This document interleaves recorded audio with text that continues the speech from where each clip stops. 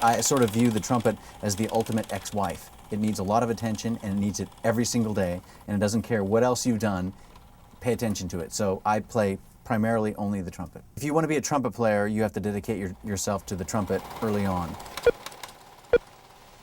There's a real love-hate connection between the horn. I remember years ago, I was performing in Japan with Sting and his tour when I used to be in his band, and I hadn't practiced the day before, just one day.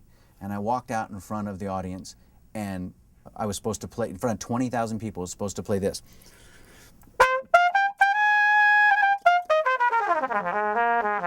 But that's not what happened. I played this. Something like that. You know, it was the most embarrassing thing, and Sting's doubled over laughing, and the whole band just about train wrecked because it was so embarrassing. It's like a tightrope walk every single day, and you're just always on the edge of falling over. I had this big kind of like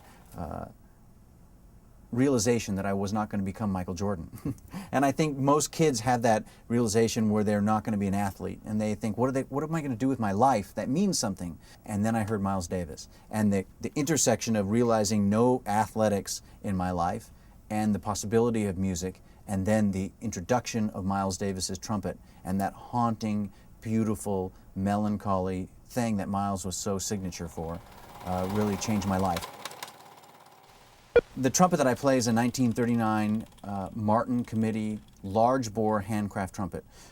This is the only one in the world like it, and I've had this horn, although it was made in 1939, I've had it 7 years, and I've made all my kind of big records on it. And the characteristics of it, it takes the brassiness and the harshness out of the trumpet. So it enables you to play the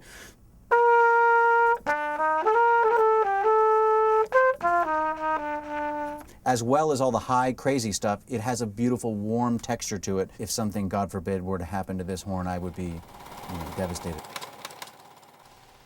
I've actually never said this in an interview, but it got me to thinking that the very first song I actually learned to be able to play the whole thing, very simple song from a beautiful movie, heartbreaking movie called Brian's Song. And I just loved that film. I knew everything about it. I had it on before they had videos. I had the thing, I'd hold a tape recorder up to the actual television, old cassette tape, and record it, and then listen back to it and learn the song and everything. So that's the first song I ever learned. You know that I don't live anywhere, right?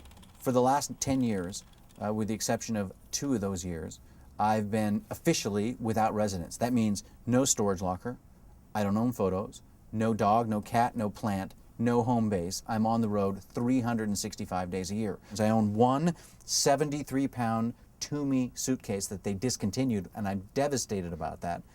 I own a trumpet, obviously. I own one carry-on bag with some Bose headphones in it and eye masks to sleep on the plane, and that's it.